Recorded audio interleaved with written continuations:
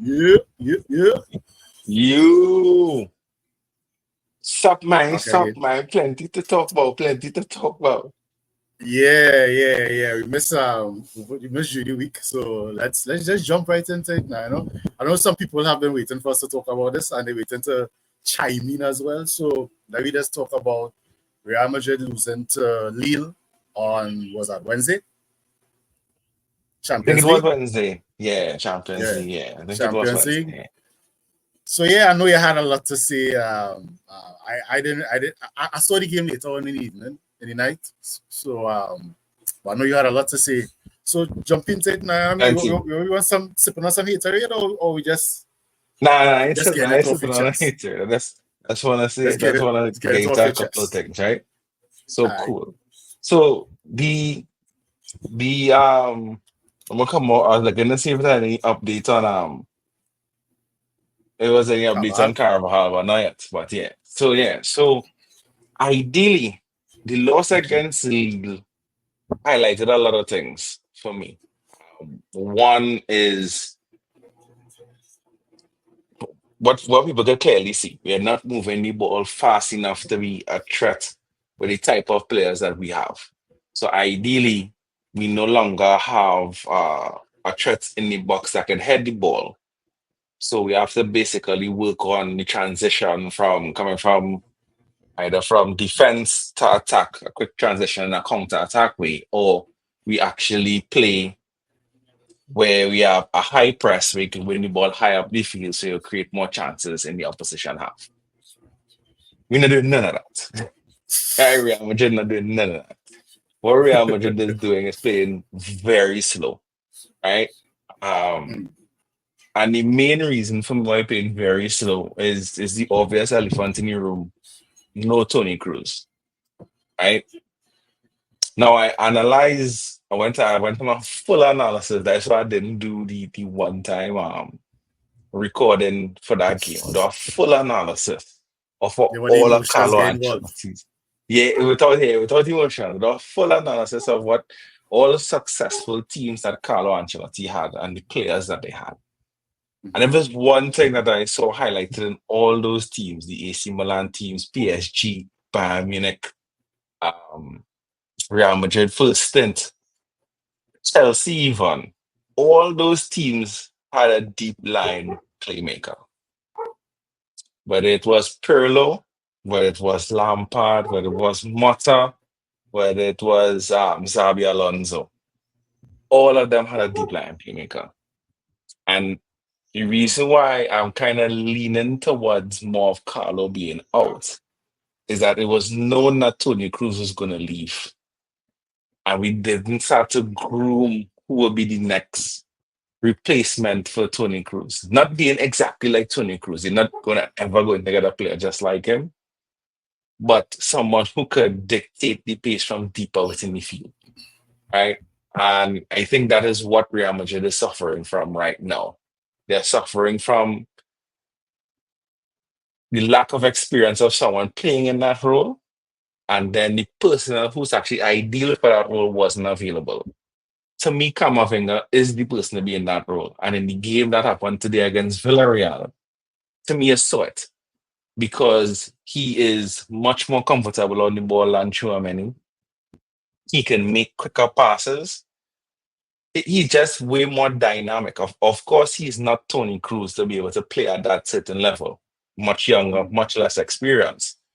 But he's able to get the ball quicker, whether it is the Vinny, Jude, or I should say the more attacking players within the team. So the team had some sort of threat on a counter, or even with him making an interception or breaking up a play to quickly get it to the forwards or even the attacking midfielders to try and become a threat.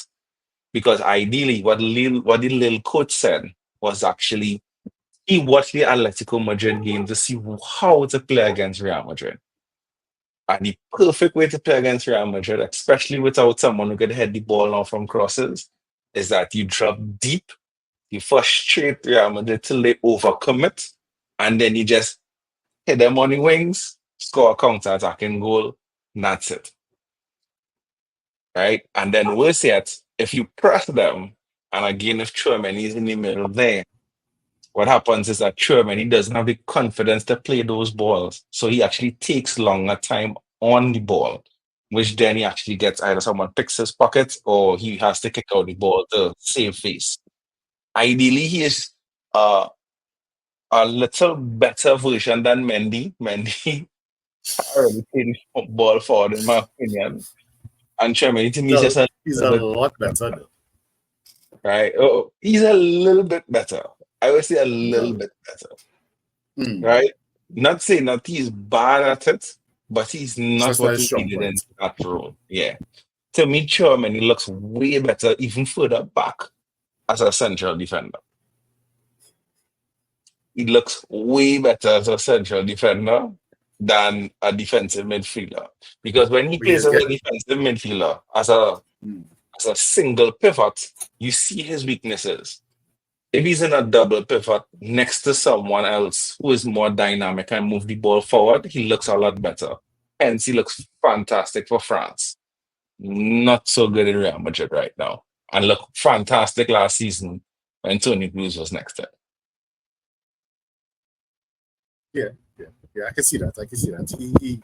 He has to do what he needs to do. It's kind of like how Casemiro was with in the triangle of him, Modric, and Cruz.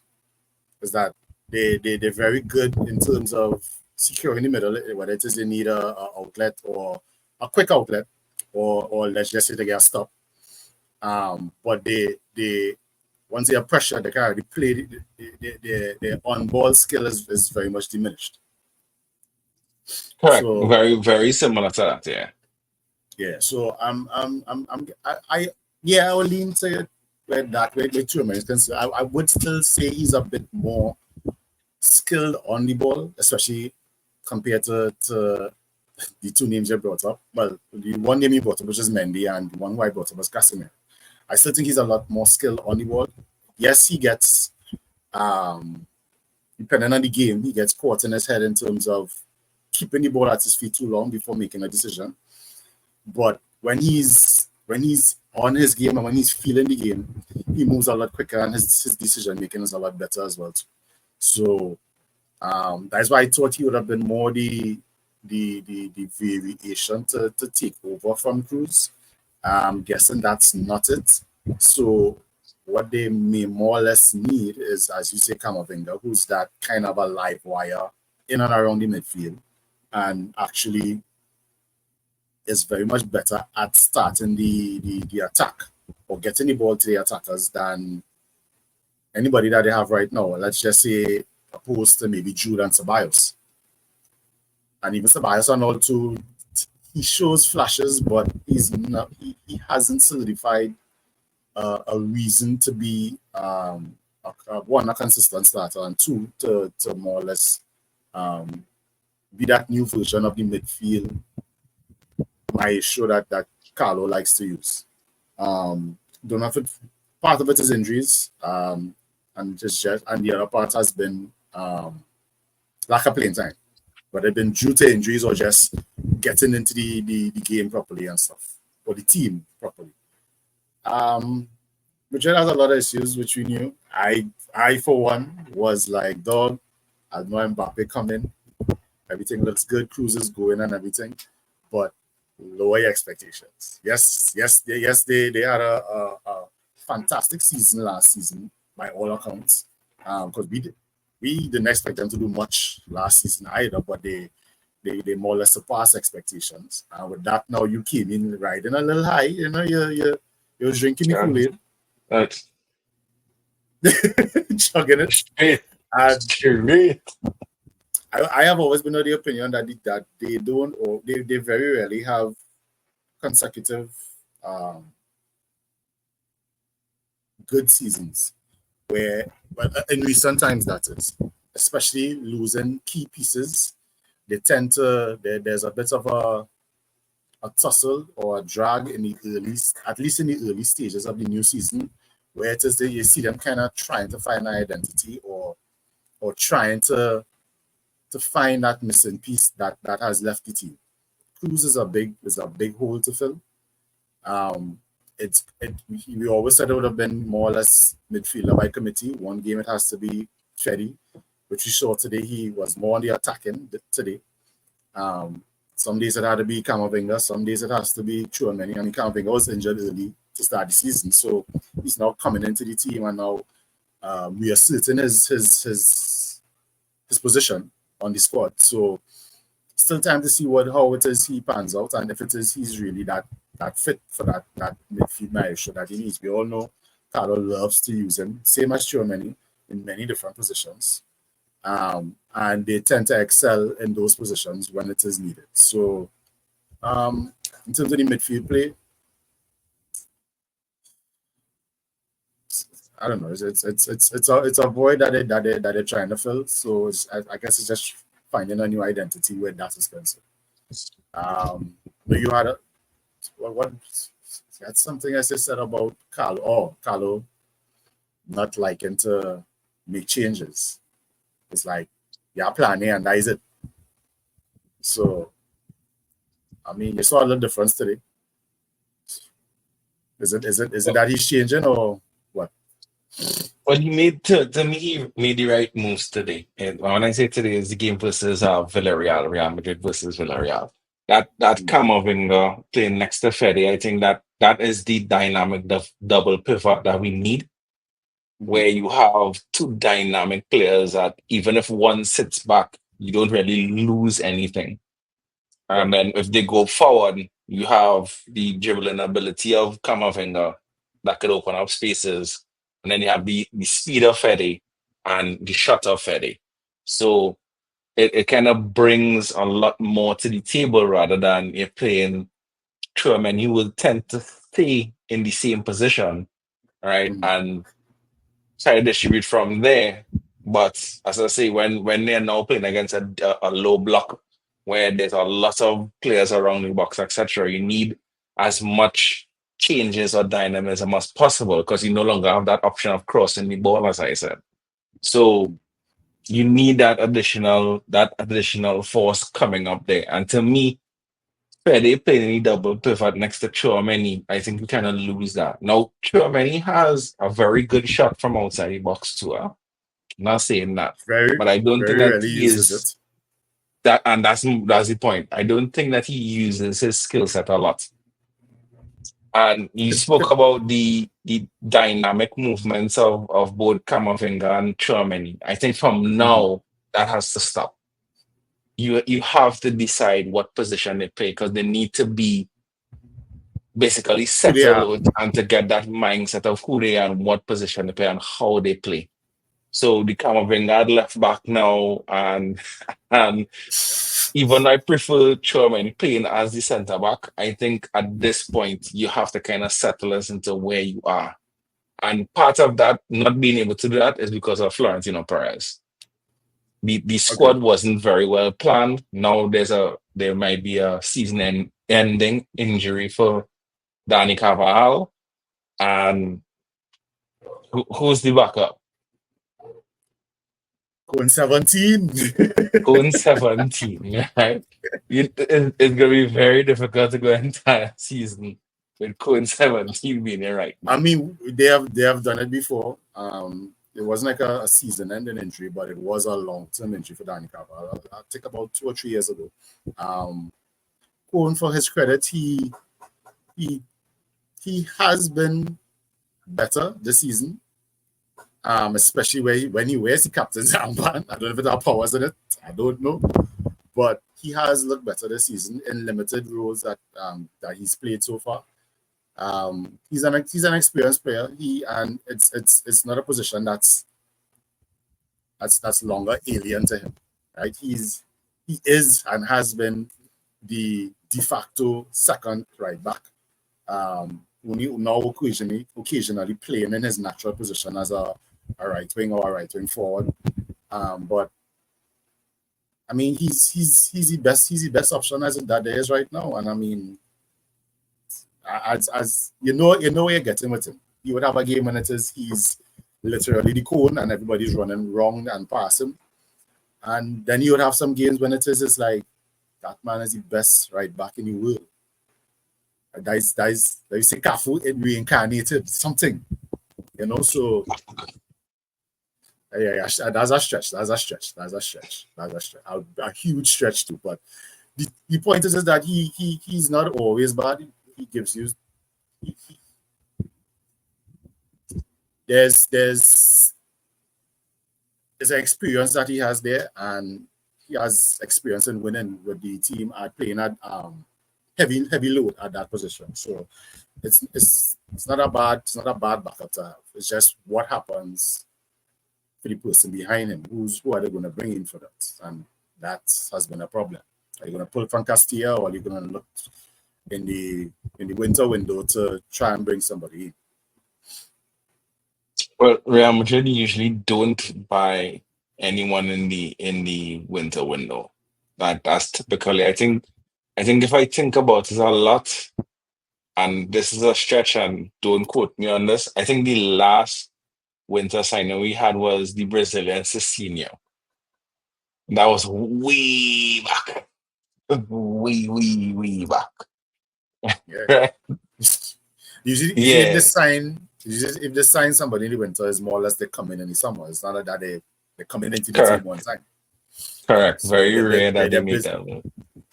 the business is bringing players in the summer, which I understand from a team's perspective. Is like you're introducing somebody new into the squad mid-season, and for that player to come and get acclimated and stuff, it can be hard. But I don't know. They have a lot of injuries, especially in the back line, and so Adam Militao he has been kind of in and out. I mean, nothing serious at this point, but when these nagging injuries continue to go on throughout the season, and then looking at the kind of heavy minutes that he and Rudiger has to play, you need some backup where they are concerned, and also now for the right, where with what it looks to be like a very gruesome injury for Danny Carvajal. So we'll see what Perez and Real Madrid board does. But like you said, do I expect anybody new to come into the squad unless they're probably coming from Castilla? And hopefully that Even with means mhm. hopefully that means somebody get a boost into the squad that probably may have not gotten it before. I don't know.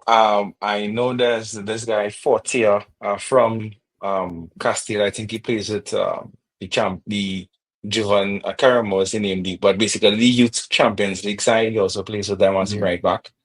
Um, from what scouts say, he's pretty decent and Right. can play longer the minutes there. But he has never gotten a call up to the senior team. So that to me kind of looks already like it's not going to Shaky. work out. There was this Brazilian right back that was on loan to Castilla a couple of seasons. I can't remember his name right now. He looked Mm. pretty promising too, was great on the attack, had real pace. But he went back. I think it was to either was Shakhtar or Fenerbahce or one of those. So he went back there. So that option is also there. And he actually got first team experience where he got to play in the first team and Okay. didn't look too bad either. So I guess you just wait to see how it is. At the end of the day, that's another hole that Carl will have to try and fill. Mm. As I say, it will just default to Lucas playing there and playing some heavy minutes in the rest of the season. The way how things look right now. Um, it's just not a good look. Hopefully, by the end of the Christmas season, we get a lot more players coming back. Brahim should be back by then too. Um, you see what's going on with Danny Carvajal. Camavinga will be playing much more minutes, so he should be a little bit more acclimatized to how the games are going. So there should be an upturn, but I still don't think that the team was prepared for this season well. So I still Mm. don't think that Real Madrid is going to do anything of significance when it comes to winning trophies. They may win like the smaller trophies like the World Club Championship and stuff like that. They may even make a run in Champions League because I say we Real Madrid tends to lose to smaller sides in Champions League tour. I remember that True, time we true. lost a side called Sheriff. Yeah. so those things happen Yeah, usually, and then Real Madrid decides that they want to play. So it's true, possible true. that they can make a bit more of a run there, but in terms of the league, I'm not seeing Real Madrid being much of a threat to Barcelona in the league. I mean, it's still early. Things can Mhm. happen. As you can see, injuries can happen anytime, anywhere.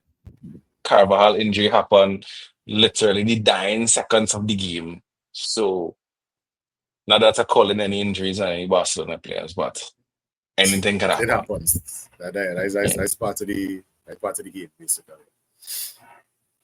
I guess we could end it over there. I mean, not much more we could say right now. I mean, Carlo, after shitting the bed for the beginning of the season, he made some changes today that worked out very good for the team. The team looked a lot better. Just unfortunate injury to Danny Carvajal. So we'll see what happens with the team now going forward. And one last thing before you close off. Mbappe touch is terrible. Now he needs to work on his trapping skills. Although he did do a bit of a Yeah, pancake. yeah. Yeah, he had a He had little a cushion moment. foot. Yeah, yeah. Yeah, but But that true ball that he got that he was on to the keeper, that yeah, that at first it was terrible. Terrible. Yeah, you need to work on that one. I think you get a little time yeah, off yeah. from the France squad to, Yeah, to yeah. I organize hear you his say I say going to the going for the call up.